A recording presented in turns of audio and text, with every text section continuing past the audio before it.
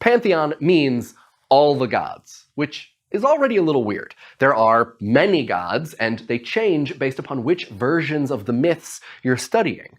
And then there are demigods and maybe even some heroes. Gods, as we are using the term, are divine immortal beings, usually created out of the union between other immortal beings, or sometimes out of some unorthodox nativity. Demigods are minor deities, or the offspring of gods and mortals. They usually have special powers, and sometimes can become truly divine. Heroes are exalted mortals, meaning they can die, but they can also perform special feats on Earth.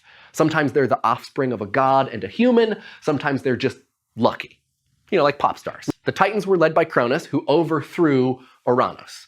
And Cronus was so worried about his own children overthrowing him that he swallowed them, and that did not work out for him.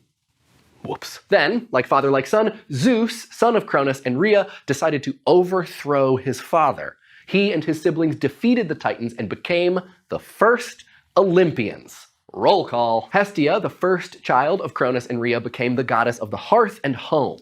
She's not in many myths, but was an important household deity honored with many sacrifices. Hades was the god of the underworld. Hore's mother was Demeter, another child of Cronus and Rhea, and the goddess of agriculture. That's right, she has amazing powers over wheat, figs, and olives, kind of a big deal in an agrarian society. Poseidon became the lord of the seas after the Titans' defeat. He was associated with earthquakes and horses, and was even the father of a famous one, Pegasus, whose mother was Medusa.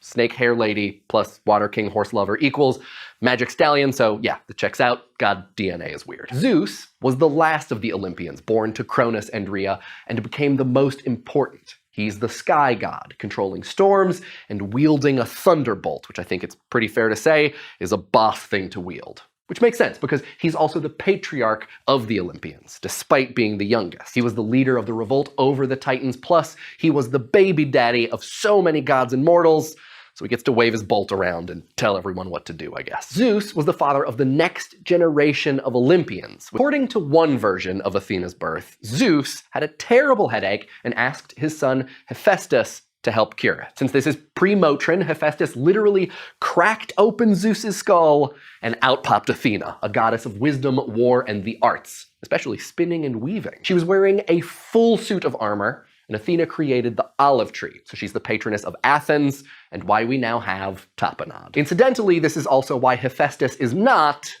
the god of doctors. Zeus's second wife was Demeter, with whom he fathered Kore. Hey girl! Remember, because Kore means girl. These are the jokes, people. Anyway, that relationship didn't last, and Zeus married her sister, Hera. Good thing that there's no god of awkward. Hera was sometimes associated with childbirth, but mostly her thing was being miffed at Zeus. Hera and Zeus had 4 children. Hebe, a goddess of youth and the cupbearer to the Olympians, who married Hercules. Elatia, who was a goddess of childbirth. The other 2 children, Hephaestus and Ares, showed up in a number of myths. Hephaestus, a smith who walks with a limp, is the god of fire and crafts. Ares is a god of war, but more about like carnage than strategy, and they both have a thing for Aphrodite, because everyone has a thing for Aphrodite. Zeus's liaisons resulted in other Olympians as well. For instance, with Leto, whose parents were Titans, Zeus fathered the twins Apollo and Artemis. Apollo became the god of the sun and music, also moderation, because that was something the Greeks needed a god for. Artemis was associated with the moon and with the hunt. Hermes, the god of the road and of travelers. He's Zeus's messenger, who also leads people to Hades. Hermes had a winged hat and winged sandals way before Adidas JS wings. He's a trickster who often makes sharp deals, and he's a god of writing and magic, which basically makes him the Hellenized version of Tote. High five, Tote! Get you some feathered kicks, my dude. The final member of the Olympian pantheon we need to discuss is the one David Leeming calls at once the most ambiguous and the most foreign of the Greek gods. Dionysus, the god of wine. Dionysus had an unusual birth. After consorting with Zeus, his human mother Semele made a wish to see Zeus in his true form. Regrettable. When Zeus revealed himself, his godly presence burned Semele to a crisp. Zeus saved the embryonic Dionysus and sewed him up in his thigh, from which he was later born. Now, there's archaeological evidence that Dionysus was worshipped in the ancient Greek city of Mycenae as early as 1200 BCE. but many stories portray Dionysus as a foreigner. A bunch of Greek gods originated as deities associated with cults from different cities. Artemis was probably a great mother goddess in Anatolia, for instance, but Dionysus, homegrown, or home-sown, I guess. So why is he considered foreign? Maybe it's because Dionysus represents human traits that are very different from the idealized self-control of Apollo.